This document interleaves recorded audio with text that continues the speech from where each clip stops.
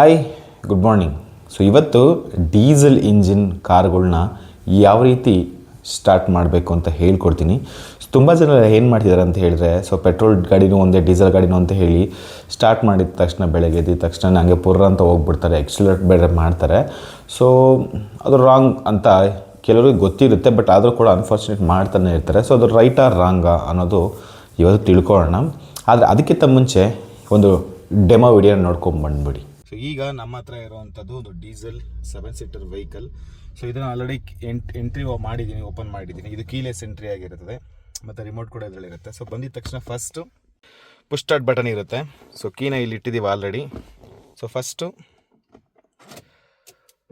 Ignition ಎಲ್ಲ on ಆಯಿತು. So ಈಗ ತುಂಬ ಜನ ಇವಾಗಲೇ ಸ್ಟಾರ್ಟ್ ಮಾಡಿ ಹಾಗೆ ಹೊರಟೋಗ್ತಾರೆ. ಜಸ್ಟ್ ವೆಯ್ಟ್ ಮಾಡಬೇಕು. Panoramic sunroof and ventilated seats like it's not.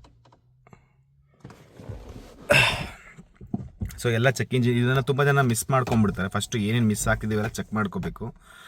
So ಇಲ್ಲಿ ಏನೇನೋ ಇಶ್ಯೂಸ್ ಇದ್ದರೆ ನಮಗೆ ಕಾಣಿಸ್ಬಿಡ್ತದೆ. ಅಷ್ಟು ಸ್ಟಾರ್ಟ್ ಮಾಡಿದ್ಮೇಲೆ ಕೂಡ ಏನು ಇಶ್ಯೂಸ್ ಇರಬಾರ್ದು, ಈ ಲೈಟ್ಗಳು ಯಾವುದು ಬರಬಾರ್ದು, ಆವಾಗ ಗಾಡಿ ಚೆನ್ನಾಗಿದೆ ಅಂತ ಹೇಳಿ. ತುಂಬ ಜನ ಇವು ಯಾವನು ನೋಡೋದಲ್ಲ, ಇಲಿ ಕಚ್ಚಿರೋದು ಸಮ್ಟೈಮ್ಸ್ ಏನೋ ಎಲೆಕ್ಟ್ರಿಕಲ್ ಇಶ್ಯೂಸ್ ಇದ್ದರೆ ಏನೂ ಗೊತ್ತಾಗೋದಿಲ್ಲ. ಸೊ ಅದಕ್ಕೆ ಸ್ಟಾರ್ಟ್ ಮಾಡಿದ್ಮೇಲೆ ಯಾವ ಲೈಟ್ ಕೂಡ ಬರಬಾರ್ದು. ಸೊ ಈಗ ಸ್ಟಾರ್ಟ್ ಮಾಡ್ತಾಯಿದ್ದೀನಿ. ಕ್ಲಚ್ ಹಿಡಿದುಬಿಟ್ಟು ಸ್ಟಾರ್ಟ್ ಮಾಡಬೇಕು. ಯಾವಾಗಲೂ ಹ್ಯಾಂಡ್ ಬ್ರೇಕಲ್ಲಿ ಇರಬೇಕು, ರಿಲೀಸ್ ಮಾಡೋಕ್ಕೆ ಹೋಗಬಾರ್ದು. ಸೊ ಈಗ ಗಾಡಿ ಸ್ಟಾರ್ಟ್ ಆಗಿದೆ. ಸೊ ಈಗ ನೋಡಿ, ಯಾವ ಸಿಗ್ನಲ್ಸ್ ಕೂಡ ಕಾಣ್ತಿಲ್ಲ. ಸೊ ಈಗಿರೋದು ಕೇವಲ ಹ್ಯಾಂಡ್ ಬ್ರೇಕ್ ಸಿಗ್ನಲ್ ಮಾತ್ರ. ಸೊ ಇದು ತೆಗೆದ ಮೇಲೆ ಹೊರಟೋಗುತ್ತೆ. ಸೊ ಈ ಥರ ಯಾವ ಸಿಗ್ನಲ್ಸು ಬಂದಿಲ್ಲ ಅಂತ ಹೇಳಿದ್ರೆ ಈಗ ಗಾಡಿ ಯಾವುದೇ ರೀತಿ ಎಲೆಕ್ಟ್ರಿಕಲ್ ಅಥವಾ ಮೇಜರ್ ಮೆಕ್ಯಾನಿಕಲ್ ಇಶ್ಯೂಸ್ ಇಲ್ಲ ಅಂತ ಹೇಳಿ. ಸೊ ಹಂಗಾಗಿ ನೋ ಪ್ರಾಬ್ಲಮ್ಸ್. ಸೊ ಈಗ ಗಾಡಿ ಸ್ಟಾರ್ಟ್ ಮಾಡಿ ಅಟ್ಲೀಸ್ಟ್ ಒಂದು 30 to 40 ಸೆಕೆಂಡ್ಸ್ ಆದರೂ ನೀವು ಮೂವ್ ಮಾಡೋಕ್ಕೆ ಹೋಗಬೇಡಿ, ವೆಯ್ಟ್ ಮಾಡಿ.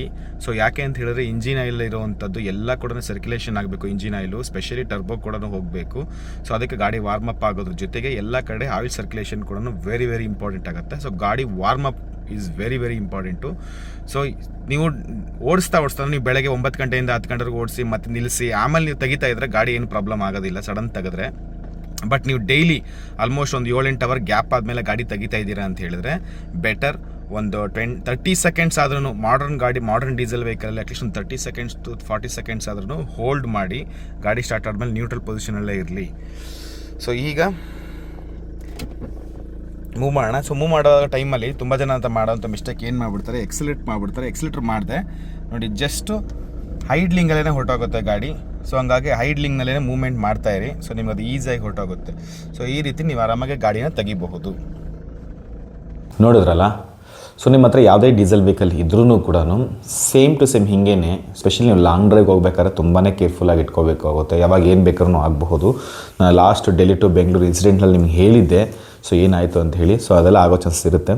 ಫಸ್ಟು ಎಲ್ಲ ಚೆಕ್ ಮಾಡ್ಕೊಳ್ಳಿ. ಸ್ಪೆಷಲಿ ನೀವು ಬಾಯ್ನೆಟ್ನ ತೆಗೆದು ಎಲ್ಲನ ವೈರ್ ಕಟ್ಟಾಗಿದೆಯಾ, ಇಲಿಗಳೇನೋ ಒಳಗೆ ಬಂದಿದೆಯಾ, ವೈರ್ನ ಕಟ್ಟಾಗಿ ಎಲ್ಲ ಚೆಕ್ ಮಾಡ್ಕೊಳ್ಳಿ. ಒಂದು ಸಲ ಸ್ಮೆಲ್ನ ಚೆಕ್ ಮಾಡಿ, ಬರ್ನಿಂಗ್ ಸ್ಮೆಲ್ ಬರ್ತಿದೆಯಾ ಏನಾದ್ರೂ, ಅಥವಾ ವೈರ್ ಏನೋ ಅಟ್ಯಾಕ್ ಆಗಿದೆ, ಏನೋ ಲೀಕ್ ಆಗ್ತಿದೆಯಾ ಕೆಳಗಡೆ ನೋಡಿ. ಫುಲ್ ನಿಮ್ಗೆ ಕಾಣಿಸುತ್ತಲ್ಲ, ನೆಲ ಕಾಣಿಸೋವರೆಗೂ ಫುಲ್ ನೀಟಾಗಿ ನೋಡಿ ಲಾಂಗ್ ಡ್ರೈವ್ ಹೋಗೋಕ್ಕಿಂತ ಮುಂಚೆ. ಚಳಿಗಾಲ ಆಗಿರೋದ್ರಿಂದ ನಿಮಗೆ 1 ಮಿನಿಟ್ವರೆಗೂ ಮಾಡಿದ್ರೂ ಕೂಡ ಓಕೆನೆ. ಬೆಳಗ್ಗೆ ಹೊತ್ತಾದರೆ, ನಿಮ್ಗೆ ಮಧ್ಯಾಹ್ನ ಹೊತ್ತಾದರೆ ಅಟ್ಲೀಸ್ಟ್ ಒಂದು 30 ಸೆಕೆಂಡ್ಸ್ ಆದ್ರೂ ವೆಯ್ಟ್ ಮಾಡಿ. ಸ್ವಲ್ಪ ಒಳಗೆಲ್ಲ ಬರುತ್ತೆ ಆ್ಯಕ್ಚುಲಿ ನೋಡಿ, ಡೀಸೆಲ್ ಸ್ಮೆಲ್ಲೆಲ್ಲ ಬರುತ್ತೆ ಅವಾಗ, ಹಿಂದೆಯಿಂದ ಬರುತ್ತೆ ನಿಮಗೆ ಸ್ಮೆಲ್. ಅವೆಲ್ಲ ಕ್ಲೀನಾಗಿ ಎಲ್ಲ ಹೋಗಿ ನಿಮಗೆ ಆಯಿಲ್ ಎಲ್ಲ ಕಡೆನೂ ಸರ್ಕ್ಯುಲೇಷನ್ ಆಗಬೇಕು. ಆಯಿಲ್ ಏನಿದೆಯೋ ಗಾಡಿಯಲ್ಲಿರುವಂಥ ಆಯಿಲ್ ಸರ್ಕ್ಯುಲೇಷನ್ ಆಗಬೇಕು. ಗಾಡಿ ವಾರ್ಮ್ ಅಪ್ ಆಗಬೇಕು. ಗಾಡಿ ಹೀಟಿಗೆ ಬರಬೇಕು ಅಂತ ಹೇಳ್ತಾರಲ್ಲ, ಹಂಗೆ ಈ ಗಾಡಿ ಹೀಟಿಗೆ ಬರಬೇಕು. ಸೊ ಆಗ ನೀವು ಒಂದು ಸ್ವಲ್ಪ ದೂರ ಒಂದು 20-30 ಮೀಟರ್ ಕೂಡ ವಿತೌಟ್ ಎಕ್ಸಲೇಟ್ ಜಸ್ಟ್ ಮೂವ್ ಮಾಡಿ, ಆಮೇಲೆ ನಿಮ್ಮ ಸ್ಪೀಡ್ಗೆ ತಕ್ಕನಂಗೆ first gear, second gear, third gear, fourth gear, fifth gear, sixth gear ಹಾಗೆ ನೀವು ಚೇಂಜ್ ಮಾಡಿಕೊಂಡು ಎಕ್ಸಲೇಟ್ ಮಾಡಿದ್ರೆ ನಿಮ್ಮ ಗಾಡಿ ಆ್ಯಕ್ಚುಲಿ ಚೆನ್ನಾಗಿರುತ್ತೆ. ಇದು ಆ್ಯಕ್ಚುಲಿ ಮೇಂಟೆನೆನ್ಸ್ ಟಿಪ್, ಇದು ಹೇಗೆ ಮೇಂಟೈನ್ ಮಾಡೋಂಥ. ಸೊ ಹಿಂಗೆ ಮಾಡಿದ್ರೆ ನಿಮ್ಗೆ ಟರ್ಬೋ ಫೇಲ್ಯೂರ್ ಚಾನ್ಸಸ್ ತುಂಬಾ ಕಡಿಮೆ ಇರುತ್ತೆ. ಆ್ಯಂಡ್ ನಿಮ್ಮ ಗಾಡಿಯಲ್ಲಿ ಎಷ್ಟೋ ಎಸ್ಪೆಷಲಿ ಇಂಜಿನ್ ಮೇಲೆ ಬೀಳುವಂತಹ ಹೊರೆ ಅದು ಕಮ್ಮಿ ಆಗುತ್ತೆ. ಸೊ ಹಂಗಾಗಿ ಈ ಮೆಥಡ್ನ ಫಾಲೋ ಮಾಡಿ. Thank you so much and by.